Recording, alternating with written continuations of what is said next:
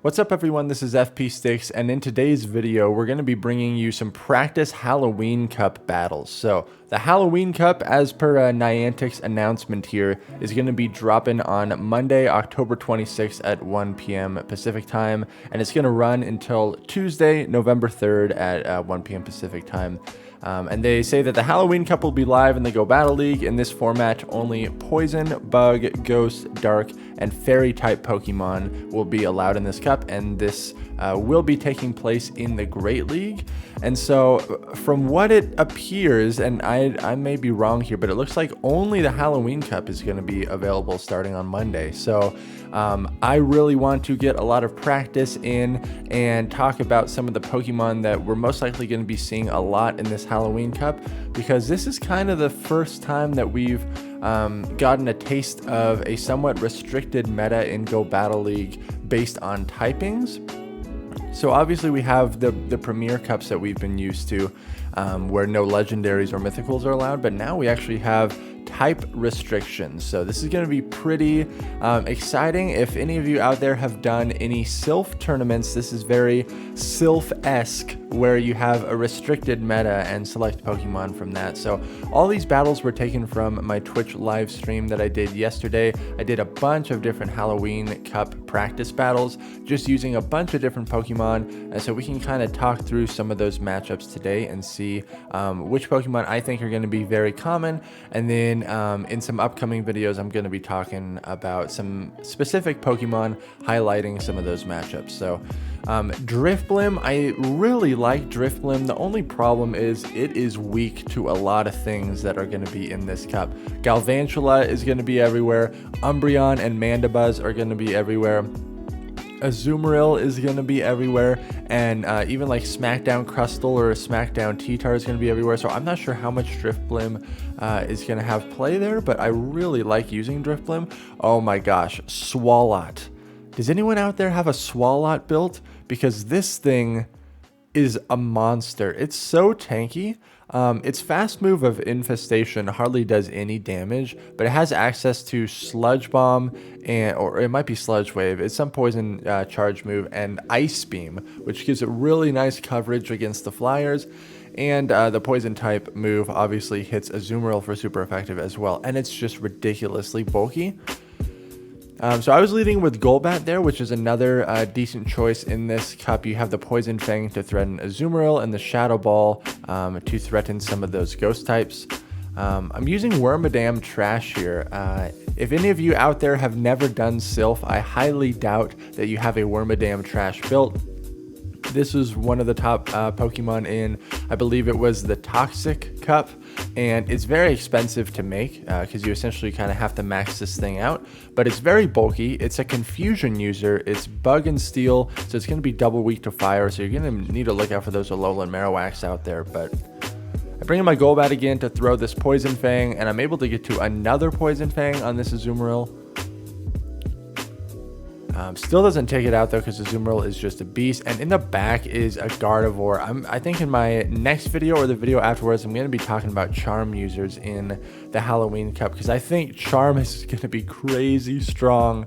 It's going to be crazy strong because there's very few steel types that are permitted in the Halloween Cup.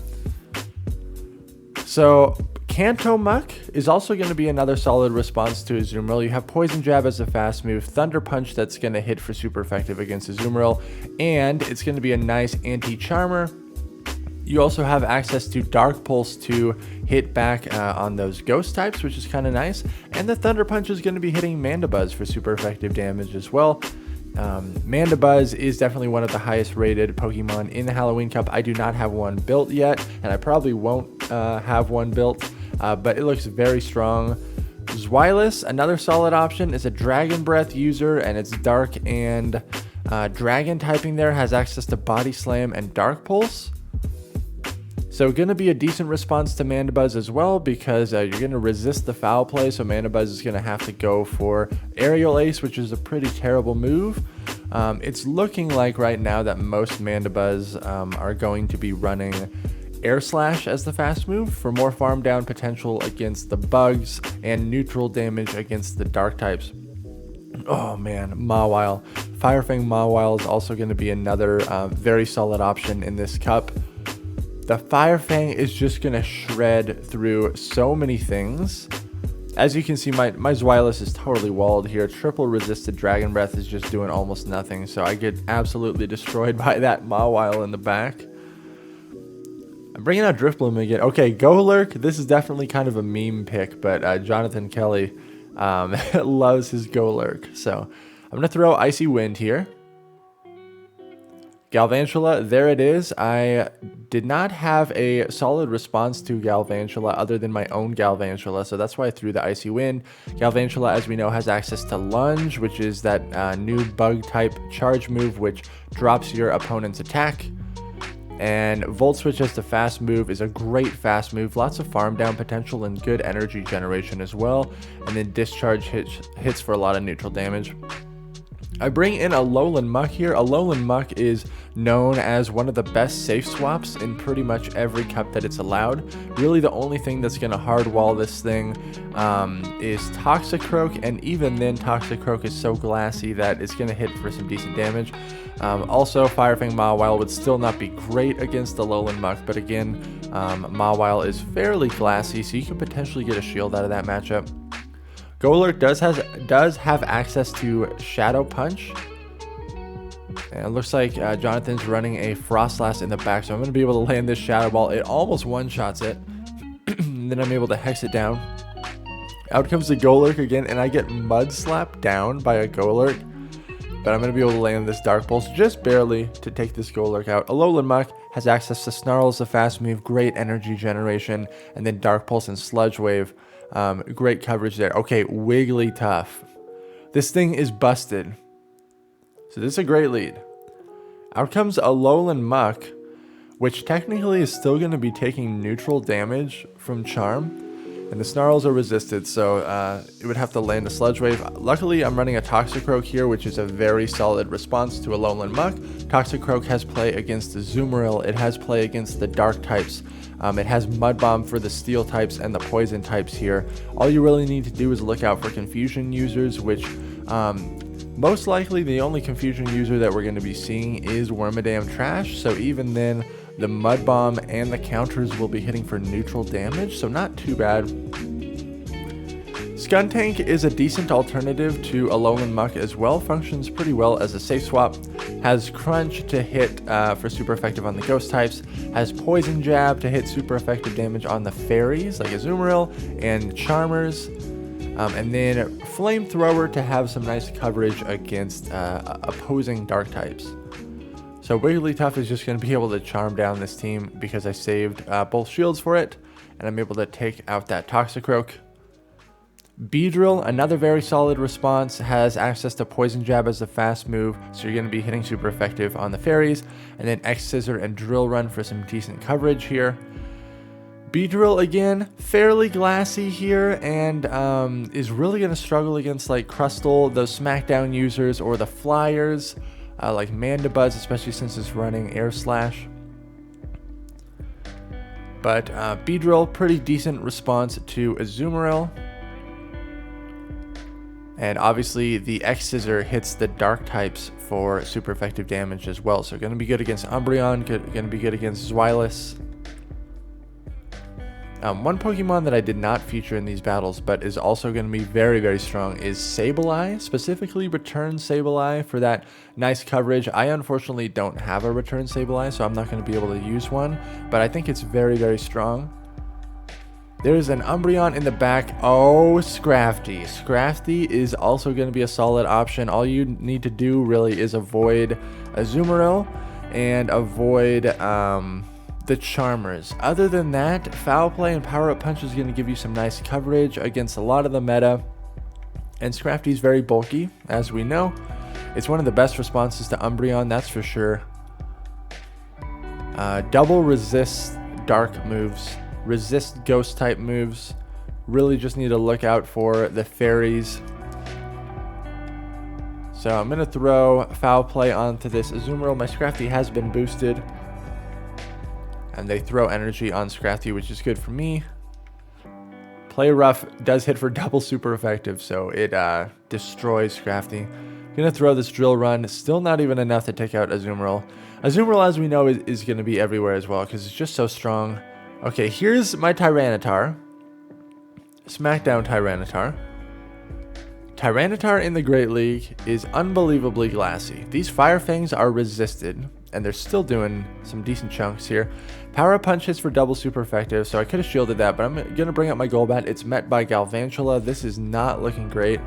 I'm just going to go straight for the Shadow Ball nuke here and see what happens. It gets shielded up really bad. I'm going to get farmed down. Luckily, they throw their energy here, because if I got farmed down, that would have been the worst case scenario. I'm going to bring out Tyranitar, and you're going to see how much damage these Smackdowns are going to chunk this Galvantula. I actually am going to throw this Crunch to just try to get rid of this thing, and I'm able to get rid of it, which is good. I'm up a shield. I'm still switch locked against this Mawile, though. I can swap now. I have my Azumarill in the back. I believe on PvPoke, the recommended move set for Azumarill in this cup is Ice Beam and Hydro Pump. Again, this is up for debate. I like Hydro Pump to hit for really strong neutral damage against like the dark poisons or the poison types in general. But Ice Beam is nice because it's the fastest move that Azumarill can have, but Play Rough is nice for the mirror match, so it kind of just depends on your team comp. If your team already has enough Azumarill coverage as it is, I don't think Play Rough is needed. I think Hydro Pump might be a must-have, though. I don't know. We'll have to see how the meta shapes out. You can see how little damage Aerial Ace does to Azumarill. Absolutely insane. But Mandibuzz is also very tanky, so these Ice Beams, even though they're hitting for super effective, don't do as much damage as you might think. Mawile's very glassy, so this Ice Beam is going to be able to take out that Mawile in the end. Came back from that terrible lead there. Alright, I think we have one more practice battle here. Okay, Alolan Ninetales, and I saw on PvPoke the recommended moveset was Powder Snow, so I was trying it out. Don't know if I recommend this. Might just want to run this thing as a Charmer. I think another Pokemon that I didn't get to feature in this video is a Lowland Marowak. Very, very strong, especially once it gets the move of Shadow Bone, which is in the game files right now, it looks like, and it appears to be a very solid move. So we'll most likely get that on the Alolan Marowak raid day, which I forget which day that is, but gonna bring out Zweilous. The Dragon Breath is down. I'm down a shield, which is not great. Out comes Beedrill. Again, the Poison Jabs are gonna be hitting for neutral, and those X Scissors from Beedrill are gonna be hitting for super effective. But Dragon Breath is still chunking, and this Body Slam is no joke. It's gonna do a decent chunk to Beedrill. They let it go through. I am down 2 shields. This is a nightmare scenario. I have Umbreon in the back, so I need to try to snarl this down. Oh, this is actually a crazy conclusion to this match right here. As you'll see, in the back is a Shadow Sharpedo running Bite. What in the world? So I'm going to try to I'm trying to bait these shields out and then land a last resort and hope that it's going to be enough. But you'll see this play out. It's very crazy. Let me know what you all think about the Halloween Cup that's upcoming. I think the next 2 videos that I'll post here will be featuring some Pokemon for the Halloween Cup and kind of talking in depth about some of those matchups. But thank you all so much for watching. Make sure to like, comment, and subscribe, and I will catch you all in the next video.